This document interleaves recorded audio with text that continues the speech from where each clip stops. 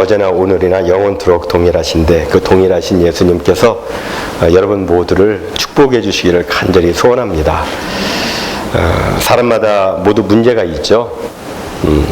근데 그 문제 중에서 가장 큰 문제는 두말할 나위 없이 죽음의 문제라고 생각합니다.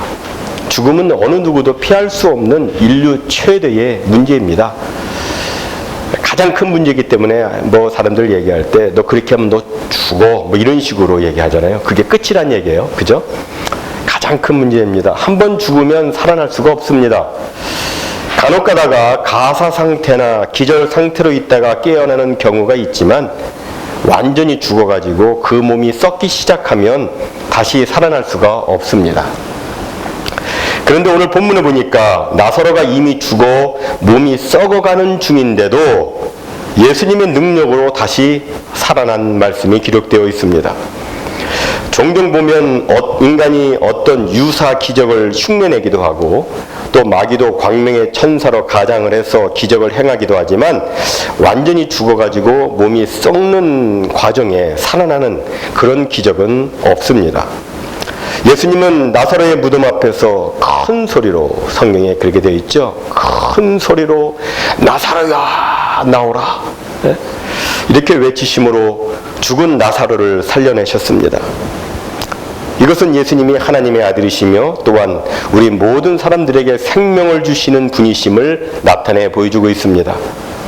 그리고 나사로의 몸을 꽁꽁 동여매었던 그 수의를 풀어 다니게 하신 것은 예수님이 모든 사람들에게 자유를 주시는 분이심을 또한 보여주고 있습니다. 우리는 생명과 자유를 주시는 예수 그리스도의 이 놀라운 표적을 통해서 몇 가지 중요한 내용을 발견해 볼 수가 있습니다. 첫째로 우리가 발견해 볼 수 있는 내용은 범사의 기한이 있는데 그 모든 것은 다 하나님의 주권에 달려 있다고 하는 것입니다. 하나님께 있습니다. 당시 나사로가 살던 곳은 베다니 마을이었습니다. 베다니는 예루살렘에서 한 2km 정도 떨어진 작은 마을입니다. 베다니 이게 합성어예요. 벳 하면 집이란 뜻이고 아니 이건 가난 또는 비참이란 뜻입니다. 이 두 단어가 합성되어서 베다니가 만들어졌습니다. 그러니까 뜻이 무슨 뜻이에요? 가난의 집 또는 비참의 집 그런 뜻이 베다니입니다. 이 가난한 동네에 나사로와 그리고 그의 누이 마리아 이렇게 3남매가 살고 있었습니다. 그들의 나이는 정확히 나이가 어떻게 되는지는 정확히 알 수는 없습니다. 하지만 예수님과 절친 관계였던 것으로 봐서 아마도 예수님과 같은 세대의 사람들이 아니었겠는가 이렇게 생각해 볼 수가 있습니다. 예수님께서는 그 베다니 마을을 자주 가셨어요. 예루살렘을 가실 때마다 그 베다니 마을을 지나가시기 때문에 예루살렘에 들어가시기 전에 베다니 마을에 들어가서 그 나사로 집에 가서 거기서 대화도 나누시고 또 그들이 준비하는 음식도 나누시면서 매우 가깝게 지내셨습니다. 그런데 하루는 예수님이 아주 먼데 떨어져 계시는데 베다니 마을에서 급한 전갈이 왔습니다. 예수님이 그토록 아끼고 사랑하는 나사로가 중병에 걸려서 죽게 생겼다는 것입니다. 여기서 우리는 이런 점을 생각해 볼 수가 있습니다. 그것은 예수님이 사랑하시는 사람도 병이 든다는 것입니다. 사람들은 흔히 생각하기를 병이 들거나 사업에 실패하면 그것은 주님께로부터 벌을 받은 것이다 이렇게 생각을 합니다. 그리고 예수님이 사랑하시는 사람이라면 당연히 건강하고 당연히 잘되고 만사 형통해야 한다고 생각하는 경향이 사람들에게 있습니다. 그러나 오늘 본문에 보니까 그렇지 않습니다. 예수님이 사랑하시는 사람인데도 가난하고 또 병도 걸렸습니다. 이 나사로가 가난했고 또 나사로가 죽게 될 정도의 병을 앓게 되었습니다. 이 나사로가 너무 아파서 사경을 헤매니까 이미 예수님께서 많은 병자를 고쳐주셨던 것을 알고 있던 마르다와 마리아가 그 소식을 예수님에게 빨리 전합니다. 그런데 그 소식을 들은 예수님의 반응이 좀 이상합니다. 이런 다급하고도 유중한 소식을 들었다면 어떻게 해야 합니까? 빨리 사랑하는 나사로에게 서둘러 가야 합니다. 하지만 예수님은 그렇게 하지 않으셨습니다. 6절에 보니까 이렇게 되어 있어요. 나사로가 병들었다 함을 들으시고 그 계시던 곳에 이틀을 더 유하시고, 이렇게 되어 있어요. 당장 달려가야 이야기가 되는데 오히려 그곳에서 이틀을 더 유하셨다고 성경은 말씀하고 있습니다. 그리고 그뿐만 아니라 이틀 후에 출발을 하셨는데 여전히 서두르시질 않습니다. 베다니 마을에 딱 당도하고 난 다음에도 서두르는 기미가 전혀 없으십니다. 마르다와 마리아 자매가 연거푸 예수님을 맞으러 급하게 나가서 예수님을 영접을 했지만 예수님은 마을에 들어오시지 않고 그 자리에 계속 머물러 서 계십니다. 참 대조적이지 않습니까? 두 자매는 막 급해서 막 달려가서 맞이하는데 예수님은 그 자리에 그냥 서 계시는 거예요. 그러면 예수님은 왜 이렇게 하셨을까요? 의도적이라고 생각되시지 않습니까? 그렇죠? 일부러 시간을 지체하신 것입니다. 그러니까 예수님께서는 나사로가 죽어 무덤에 안치된 지 나흘이 될 때까지 일부러 기다리신 것입니다. 그럼 왜 기다리셨는가? 15절에 보니까 이는 너희로 믿게 하려 함이라, 이렇게 말씀하고 있습니다. 다시 말해서 지금 제자들이나 마리다 혹은 마리아가 예수님을 믿지만 아직까지도 예수님을 제대로 믿지 못하기 때문에 그들의 신앙을 온전케 하기 위해서 그와 같이 지체하셨던 것입니다. 당시 제자들이나 마르다나 마리아의 신앙은 좀 제한적이었습니다. 즉 예수님께서 병은 고쳐주실 수 있지만 죽음의 문제는 해결할 수 없다고 그들은 생각하고 있었던 것입니다. 이것은 그들 중 가장 신앙에 좋았으리라고 짐작되는 마리아가 예수님을 만나서 고백한 말을 들어보면 알 수 있습니다. 32절에서 마리아가 예수님 발 앞에 엎드려서 이렇게 말을 합니다. 주께서 여기 계셨다면 내 오라비가 죽지 아니하였겠나이다. 무슨 말입니까? 예수님이 미리 오셨으면 병을 고쳤겠지만 이젠 죽었으니 이젠 다 틀렸습니다. 이젠 다 끝났습니다. 그런 뜻입니다. 그러니까 예수님을 믿는다고 하지만 아직까지도 예수님을 잘 모르는 거예요. 그래서 이러한 그들의 신앙적 한계를 극복하고 그들의 신앙을 바로 세워주기 위해서 예수님은 일부러 지체하신 것입니다. 사실 예수님이 이 세상에 오신 것은 단순히 병이나 고쳐주고 먹을 것이나 마련해주기 위해서 오신 것이 아닙니다. 그것은 부차적인 것들이고 정말 중요한 것은 인류의 최대 문제인 죽음의 문제를 해결하기 위해서 오신 것인데 이것을 그들이 잘 모르니 이번 기회를 통해서 예수님에 대한 확실한 신앙을 심어주고 그들의 신앙을 정말 분명하게 올바로 세워주기를 주님께서는 원하셨던 것입니다. 그래서 나사로가 죽는 것이 괴롭고 슬픈 일이지만 그들의 믿음을 위해서 이는 너희로 믿게 하려 함이라, 그들의 믿음을 위해서 일부러 지체를 하신 것입니다. 여기서 우리는 하나님의 시간표와 인간의 시간표의 차이를 발견해 볼 수가 있습니다. 우리 인간은 항상 지금 당장 빨리 즉시 그렇죠? 그게 막 이루어지기를 원합니다. 우리 인간은 그래요. 그러나 하나님께서 보실 때 무조건 빠른 게 능사가 아닙니다. 물론 하나님께서 당장 해주시는 경우도 있습니다. 하지만 지금 당장 이루어지지 않아도 오히려 나중에 더 좋은 결과를 얻을 수 있음을 우리는 알아야 합니다. 하나님은 무조건 서두르지 않고 때를 맞추십니다. 가장 중요한 때, 가장 좋은 때, 그 타이밍을 기가 막히게 정확하게 맞추십니다. 그래서 우리가 기도를 했을 때 하나님께서 어떤 때는 당장 응답해 주시기도 하시지만 때로는 좀 기다리게 하실 때도 있습니다. 어떤 때는 좀 많이 기다릴 때도 있어요.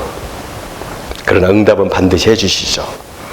그런데 사람들은 이런 원칙을 모르고 지금 당장 빨리 즉시 되기만을 바라는데 우리는 신앙생활을 하면서 이런 태도는 고쳐야 합니다. 우리는 신앙생활을 하면서 하나님의 때, 곧 하나님의 주권을 존중하고 하나님의 시간표에 나 자신을 맞추도록 해야 합니다. 그건 틀림없는 거예요. 내 시간표에 맞추면 문제가 생깁니다. 하나님의 시간표에 맞으면 아무 문제 없어요. 이런 이야기가 있습니다. 한 꾀바른 남자가 하나님께 질문을 했습니다. 하나님께는 100만 년도 1분에 불과하죠? 하나님이 대답하십니다. 그렇지. 그러자 이어서 이렇게 질문합니다. 그럼 100만 달러도 1센트나 마찬가지겠네요? 그렇지. 속으로 쾌재를 부르며 남자가 말합니다. 그럼요, 소원이 하나 있는데요. 제게 더도 말고 1센트만 주세요. 하나님이 빙그레 웃으시면서 이렇게 대답하셨다고 합니다. 그거 어렵지 않지.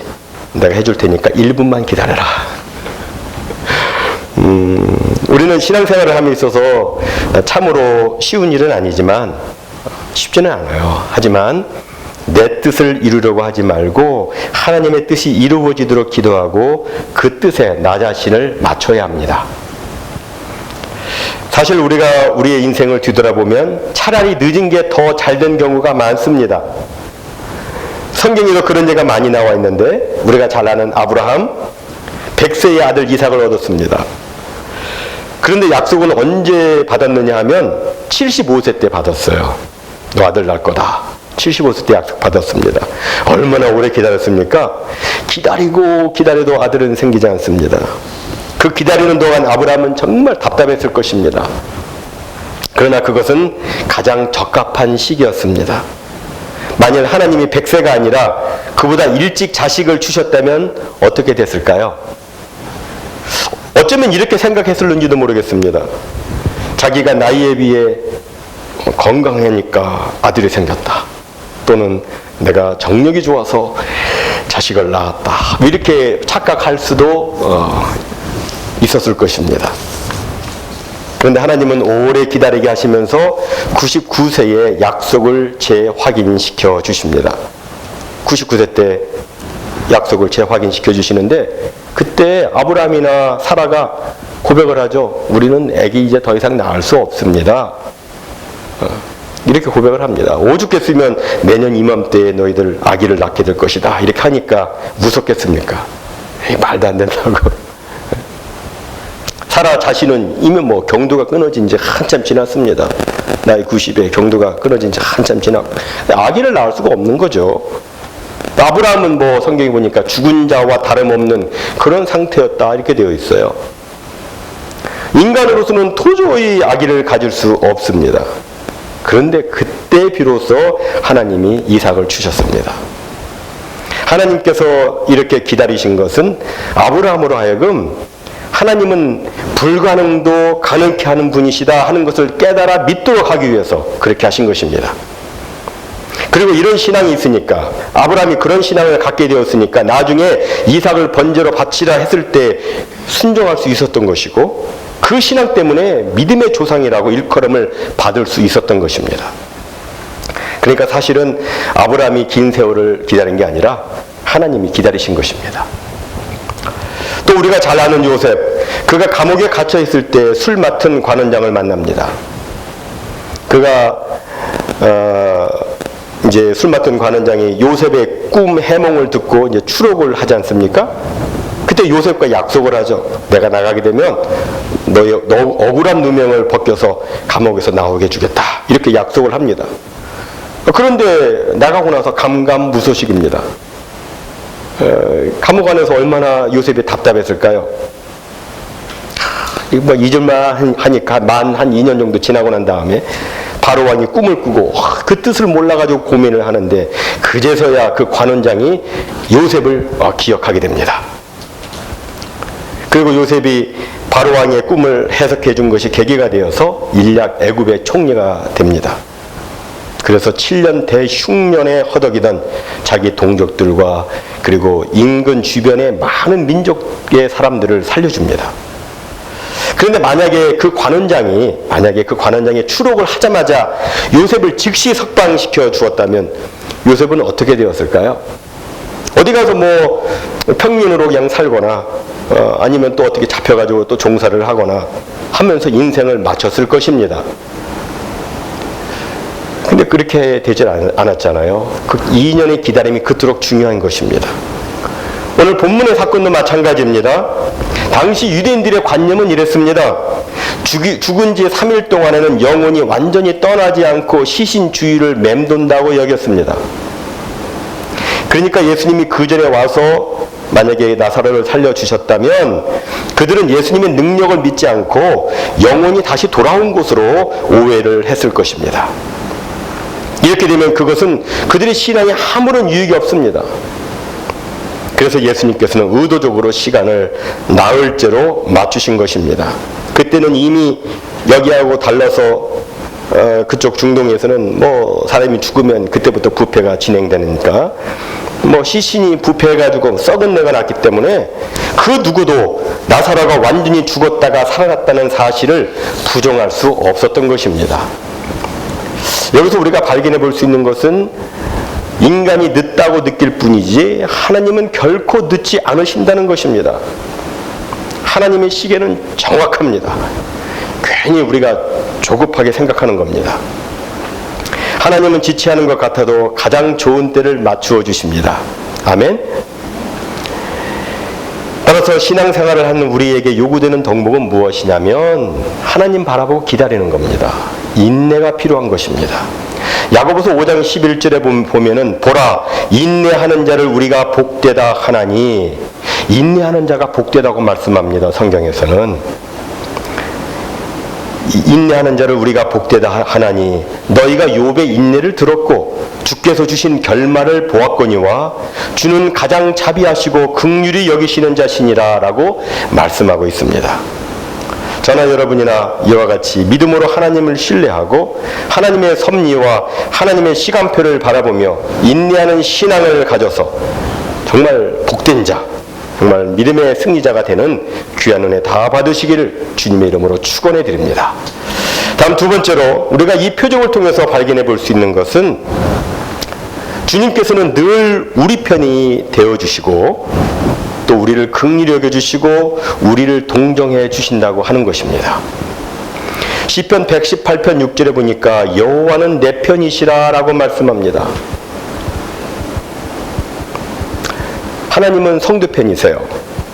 여러분, 예수님이 나사로의 무덤에 가셨을 때 어떤 모습을 보이셨습니까? 33절에 보니까 예수께서 그의 우는 것과 또 함께 온 유대인들이 우는 것을 보시고 심령이 비통히 여기시고 통분히 여기시고 민망히 여기셨다고 말씀하고 있습니다. 여기 민망히 여기셨다, 민망히 여기셨다 이 말은 불쌍히 여기셨다는 말입니다. 불쌍히 여기셨다. 그러니까 예수님께서는 오라버니 나사로의 죽음 앞에서 너무나도 슬피 흐느껴 우는 그 마르다와 마리아를 불쌍히 여기셨던 것입니다. 참 죽음 앞에서 눈물 안 흘리는 가족이 어디 있습니까? 막 눈물이 뚝뚝뚝뚝 떨어지잖아요. 이만한 눈물이.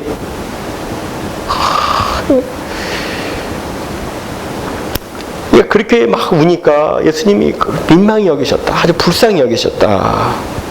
그리고 그 앞에 부분에 비통히 여기셨다. 이것은 통분히 여기셨다. 옛날 성경에는 통분히 여기셨다. 요즘 새로 번역된 성경에는 비통히 여기셨다 되어 있는데 이것은 사실은 이제 분노하셨다는 뜻을 갖고 있습니다. 분노하셨다. 도대체 예수님이 왜 이런 상황에 분노를 하셨을까? 좁게는 이 마르다와 마르다를, 그리고 넓게는 우리 인간을 그토록 슬프고 비참하게 만드는 죄와 사단과 그리고 사망의 권세를 향해서 분노하셨다는 것을 의미하고 있습니다. 주 예수님께서는 우리 편에 서서 우리의 대적을 향해서 분노하십니다. 그리고 나사로의 무덤 앞에서 예수님은 북받치는 자신의 감정을 제어하지 못하고 우십니다. Jesus wept. 이렇게 돼요. 성경에서 가장 짧은 구절이 그 Jesus wept예요. 예수 우시다. 네. 막 우시는데 사랑하는 성도 여러분, 예수님은 우리 편에서 우리를 위해서 우십니다. 우리가 힘들어하고 괴로워할 때 예수님은 우리를 불쌍히 여기시고 우리를 동정하시고 우리를 위해서 우십니다. 그리고 동시에 우리를 그토록 괴롭게 하고 힘들게 한 죄와 그 세력을 향해서 엄히 분노하십니다. 사랑하는 성도 여러분, 성도의 고통은 성도만 느끼는 것이 아니라 예수님도 같이 느끼십니다. 예수님께서도 같이 괴로워하시고 같이 우십니다. 여러분 우실 때 예수님도 같이 우세요. 성도는 예수님의 몸이기 때문에 성도가 느끼는 고통을 예수님께서도 그대로 느끼십니다. 우리가 힘들어할 때, 우리가 괴로워할 때 예수님은 같이 힘들어하시고 같이 괴로워하시며 같이 우십니다. 그리고 예수님께서는 우리의 연약함을 다 아시기 때문에 우리의 처지와 형편을 다 이해하시기 때문에 우리를 도와주시려 하십니다. 우리를 반드시 도와주십니다. 히브리서 4장 15절에 보면 우리에게 있는 대제사장은 모든 일에 우리와 똑같이 시험을 받으시며 몸소 인간의 모든 슬픔과 고통을 체험해 보셨기에 우리를 이해하시고 우리를 동정하실 수 있으시다라고 말씀하고 있습니다. 예수님은 말구에서 태어나셨습니다. 가난한 가문에서 태어나셨습니다. 피난하신 경험도 있으셨습니다. 여우도 굴이 있고 공중에 나는 새도 거처가 있는데 인자는 머리 둘 곳이 없다고 말씀하신 예수님의 모습을 보면 예수님께서는 집 없는 자의 고통도 아셨습니다. 그리고 예수님은 마귀의 유혹을 받기도 하셨고 죄가 없으셨음에도 매를 맞기도 하셨고 극한 고통과 수치인 십자가도 경험하시기도 하셨습니다. 다 아세요. 우리를 이해하실 수 있습니다. 그러므로 우리는 어떤 일을 당하든지 주님께 기도할 수 있습니다. 주님이 이해를 하시니까. 어떤 일을 당하든지 주님께 기도할 수 있습니다. 왜냐하면 우리의 처지와 형편을 다 이해하시고 우리를 불쌍히 여겨주시기 때문에 그렇습니다. 그래서 그 다음 구절에 히브리서 4장 16절은 이렇게 말씀합니다. 그러니까 우리는 긍휼하심을 받고 때를 따라 돕는 은혜를 얻기 위하여 은혜의 보좌 앞에 담대히 나아갈 것이니라. 주님은 결코 우리의 연약함, 우리의 무지함을 나무라지 않습니다. 다만 불쌍히 여기십니다. 같이 슬퍼하고 눈물을 흘리십니다.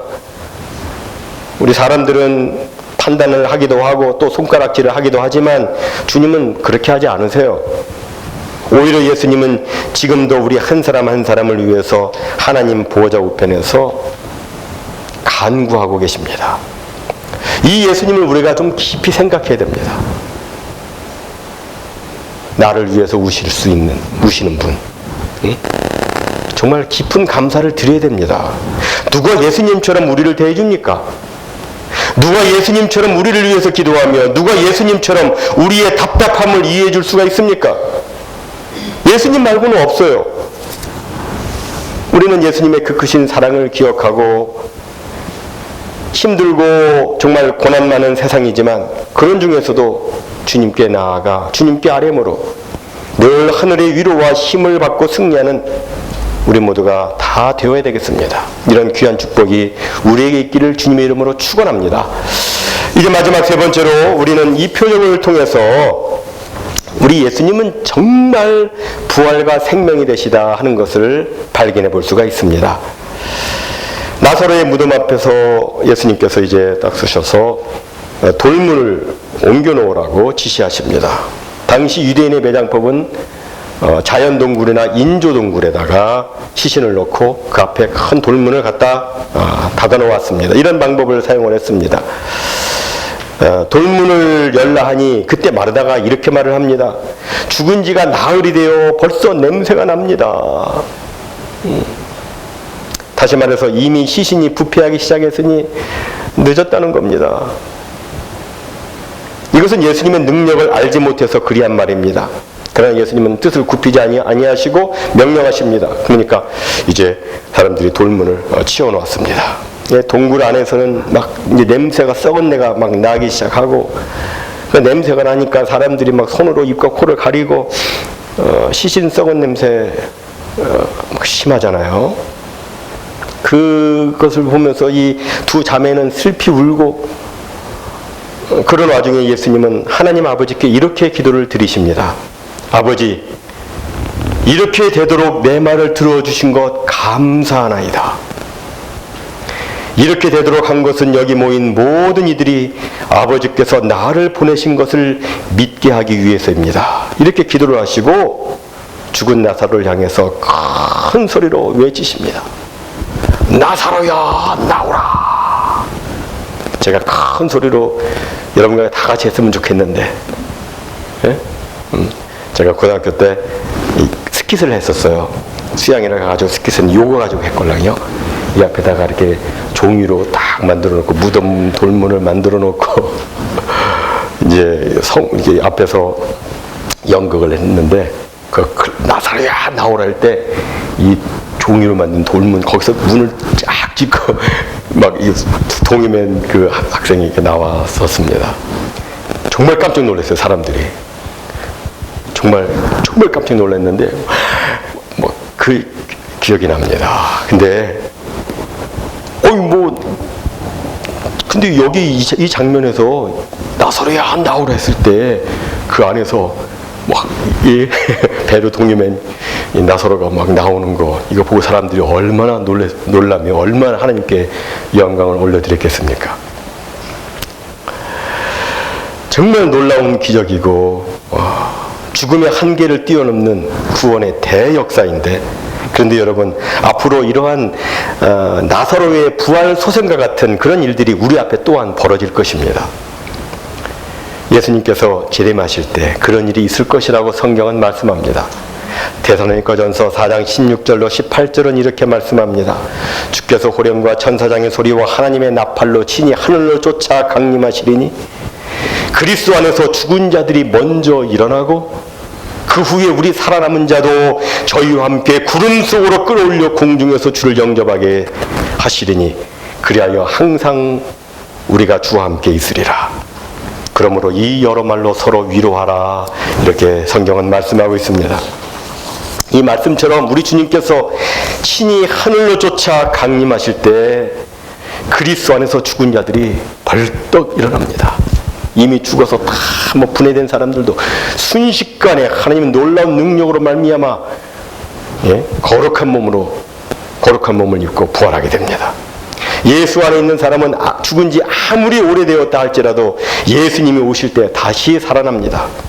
예수님은 부활이요 생명이기 때문에 생명 대신 예수님을 모신 성도들은 마치 무덤 속에 있던 나사로가 살아났듯이 성도들 역시 영원히 죽지 않고 그날에 다시 부활하게 되는 것입니다.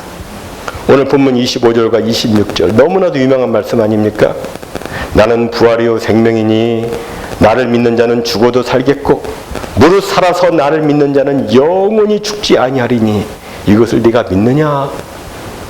이 말씀을 여러분 잘 이해를 하셔야 돼요. 이 말씀을 잘 이해를 못하면 아니 살아서 믿는 자는 영원히 죽지 않는다고 했는데 왜 예수님 믿는 사람이 죽어요? 이렇게 질문하는 사람이 있어요. 이 말씀의 그 맥을 몰라요. 그 흐름을 몰라서 그렇게 질문하는 겁니다. 사랑하는 성도 여러분, 예수님은 부활이십니다. 그래서 예수님을 믿는 자는 죽어도 살아요. 부활이시기 때문에. 그리고 예수님은 생명이십니다. 예수님은 생명이시기 때문에 예수님을 믿는 자는 영원히 죽지 아니합니다. 이것이 바로 오늘 메시지의 핵심이고 성경의 핵심입니다. 그런데 이 세상에는 생명 대신 예수 그리스도가 없는 사람들이 너무나도 많이 있습니다. 예수님이 없으면 그 사람은 산 것처럼 보이지만 실상은 죽은 것입니다. 여러분, 무정란과 유정란이 있습니다. 똑같이 살아있는 것처럼 보여요. 그러나 살아있는 것은 유정란이고 죽어있는 것, 이것은 무정란입니다. 생명 대신 예수가 없는 사람은 살아있는 것처럼 보여요. 그러나 실제로는 산 것이 아닙니다. 이 세상에는 두 가지 종류의 사람만이 존재합니다. 하나는 생명 대신 예수님을 모신 산자이고 다른 하나는 예수가 없는 죽은 자입니다. 예수님을 모신 산자는 예수 그리스도의 생명의 능력을 받되 더 풍성히 받아 누리면서 지내게 됩니다. 하지만 예수님을 모시지 않은 죽은 자는 그 안에 생명이 없기 때문에 아무리 소유가 많고 세상에 여러 많은 일을 해도 기쁨이 없어요. 참 만족이 없어요. 그러니까 괴로운 이야기를 하는 거예요. 자꾸 힘들다는 거거든요. 영혼이 공고하고 나 허전하다는 그런 뜻입니다. 그게. 여러분, 누구든 예수님이 심령에 계시지 않으면 그 사람은 살아도 살아있는 건 아닙니다. 육체가 살아있다고 다 살아있는 건 아닙니다. 세상 사람들은 그럴 것입니다. 아, 지금 무슨 이야기를 하냐고. 내가 아침에 밥 잘 먹고 지금 잘 돌아다니고 있는데 왜 내가 죽었느냐고 이렇게 말할 것입니다. 그러나 여러분, 사람이 밥 먹으면 산 것입니까?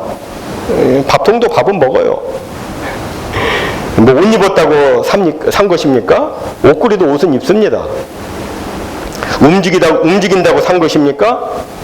기계도 움직입니다. 사람이 살았다는 진정된 의미는 그 영혼이 생명 되신 예수 그리스도로 말미암아 살아있을 때에야 비로소 살아있는 것입니다. 요새는 하도 의학이 발달해 가니까 사람들이 뭐 어떠한 질병도 고칠 수 있다, 난치병, 어떠한 불치병도 고칠 수 있다 하면서 인간의 수명이 이제는 뭐 120년이 아니라 그 이상 계속 더 연장될 수 있다, 이렇게 이야기를 합니다. 뭐 줄기세포를 개발해 가지고 몸에 좋지 않은 기관은 바꿔버리고, 만약에 이 DNA가 안 좋아서 일찍 죽는 DNA라면 그것을 교정을 해가지고 뭐는 어떻게 하고 뭐 어떻게 하면서 마치 사람들이 인간의 수명을 마음대로 늘릴 수 있을 것처럼 말을 합니다. 또 그런 연구를 실제로도 하고 있고요. 좀 그렇습니다. 그러나 이런 이야기들을 들으면서 우리가 잊지 말아야 될 것이 있습니다. 그것은 인간의 육체가 오래 사는 것에만 관심을 가져서는 안 된다고 하는 것입니다. 장수가 축복이긴 하지만 더 중요한 것은 영생입니다. 영생은 단순히 삶의 길이만을 의미하지 않습니다. 그냥 오래 사는 것이 영생이 아닙니다. 뭐 그렇다면 그게 무슨 의미가 있어요? 그냥 오래 살기만 한다. 그 구약 성경에도 보니까 장수의 축복 다음에 뭐가 있냐면 평강의 축복을 같이 얘기하고 있잖아요. 야, 오래 살면서 고생 바가지 하면서 그렇게 산다. 그게 뭐 축복이 되겠어요? 오래 살면서 평강의 축복도 받아야 복이잖아요. 구약에서는 같이 얘기를 하는 거예요. 마찬가지예요. 그냥 뭐 오래 산다, 그 영생이 아니죠. 영생에 있어서 정말 중요한 것은 예수님과 함께 사는 삶의 질입니다. 예수님과 어떤 삶을 살고 있느냐, 이것이 중요한 것이죠. 우리 사람은 내일 일을 알지 못하기 때문에 이 세상에서 혹시 단명할 수도 있습니다. 그러나 단명한다 할지라도 그가 주님과 함께하는 삶을 살았다면 그의 삶의 질은 영원히 지속됩니다. 여러분, 뭐 군대에서 장교로 제대하신 분도 있으시고 그러실 텐데, 저는 잘 모르겠어요. 근데 군대에서 말이죠, 이제 갑자기 뭐 의과사제 돼가지고 뭐 2등병으로 제대를 했다. 그러면 그 사람은 나중에 다 모였을 때 그 사람은 죽을 때까지 2등병이에요. 그죠? 병장으로 제대했다 그러면 그 사람은 그냥 끝까지 병장입니다.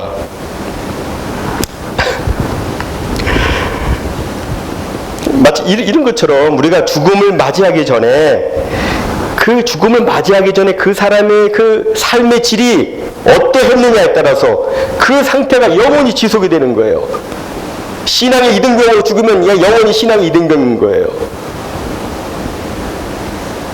이런 면에서 오늘 우리가 살아있다고 하는 것은 하나님께서 우리들에게 어떤 기회를 지금 주시고 있다, 이렇게 생각이 듭니다. 기회를 주시고 있는 것이다. 왜냐하면 2등병으로 끝나면 안 되니까. 예? 우리로 하여금 더 높은 차원, 더 깊은 차원의 신앙으로 나아갈 수 있도록 하나님께서는 우리의 생명을 지금 연장시켜 주시고 계신 것이고, 우리에게 또 다른 기회를 지금 주시고 있는 것입니다. 더 깊은 차원의 신앙으로 나아가도록, 더 높은 차원으로 나아갈 수 있도록 기회를 주시고 있는 거예요. 이것을 안다면 우리는 이 짧은 인생 동안에, 이 얼마 남지 않은 인생 동안에 썩어져가는 구습을 쫓는 그런 삶을 살면 안 됩니다. 시간이 얼마 남지 않았는데 왜 썩어져가는 옛 구습을 쫓아서 삽니까? 썩어 냄새가 나는 그런 모습으로 있으면 안 돼요. 주님께서 나사로야 나오라 말씀하셨을 때 나사로가 새 사람으로 살아나왔듯이 우리도 예수님으로 말미암아 새 사람으로 부활해야 됩니다. 그리고 영생을 가진 자답게 주님과 함께하는 거룩한 삶을 살아야 합니다. 이런 삶이 진정으로 복된 삶인 것이고, 이런 삶을 살아야 주님 부르실 때 천국에 당당히 들어갈 수가 있는 것입니다. 저는 우리 커네티컷 사랑의 교회 성도들이 지금은 비록 부족하고 연약해 보여도, 하지만 날마다 우리 주님과 함께하고 말씀에 순종하는 그런 삶을 사는 가운데에 훗날에는 나중에 하늘의 별과 같이 빛나는 영원토록 빛나는 그런 존재가 다 되어지기를 소원합니다. 나사로처럼 썩어 냄새가 나고 수족이 꽉 묶여있는 그런 존재로 끝나는 것이 아니라 다시 부활해서 새 생명을 지닌, 그리고 모든 묶인 것으로부터 완전히 풀려서 자유케 된 자로서 그런 복된 인생을 살기를 간절히 소원합니다. 부디 오늘 본문에서 나사로야 나오라 이렇게 말씀하시는 그 주님의 음성이 저와 여러분을 부르는 주님의 음성으로 들려지기를 간절히 소원합니다.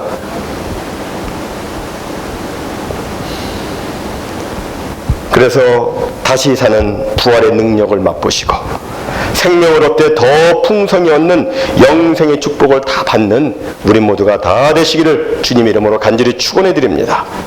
이제 말씀을 정리하며 합심으로 기도하는 시간을 갖도록 합니다. 사랑하는 성도 여러분, 오늘 우리는 요한복음에 나타난 예수님의 마지막 7번째 표적을 살펴보았습니다. 여러분, 예수님께서는 급한 전가를 받으셨음에도 지체하시다가 나흘이 지난 다음에야 죽은 나사로를 살려주셨는데 왜 그리하셨습니까? 이 말씀 속에서 우리는 무엇을 발견할 수 있으며 이 말씀을 나에게 어떻게 적용을 해야 합니까? 우리가 괴로워하고 슬퍼할 때 예수님은 우리와 똑같이 괴로워하시고 슬퍼하시고 또한 우리를 위해서 우신다는 말씀을 통해서 우리는 무엇을 발견해 볼 수 있으며 이 말씀을 나에게 어떻게 적용을 해야 합니까? 사람은 생명 되신 예수님이 없으면 죽은 나사로처럼 썩어 냄새가 날 수밖에 없지만 부활이요 생명 되신 예수님을 만나면 다시 살고 영원히 살게 되는데 이 말씀 속에서 우리는 무엇을 발견해 볼 수 있으며 이 말씀을 나의 삶 가운데 우리의 생활 속에서 어떻게 적용을 해야 합니까? 계속해서 썩어 냄새나는 그런 상태로 있을 수는 없습니다. 나사로야 나오라 말씀하시는 그 음성이 그 나사로 이름 대신에 여러분의 이름이 그 안에 있기를 바랍니다. 옛날 썩어져가는 구습에서 나오는 그 놀라운 역사가 나타나기를 간절히 소원합니다. 이 시간 함께 우리 기도하실 때 하나님, 내 때가 아니라 하나님의 때를 따르는 자가 되게 하옵소서. 주여, 날 위해 울며 간구하시는 예수님을 보게 하옵소서. 주여, 내 몸에서, 내 생활 속에서, 내 가정 속에서, 우리 교회 속에서 부활과 생명의 역사가 역동적으로 나타날 수 있도록 하나님 역사해 주시옵소서. 이렇게 간절히 사모하는 마음으로 우리 함께 주여 외치시고 함께 통성으로 기도하도록 합니다.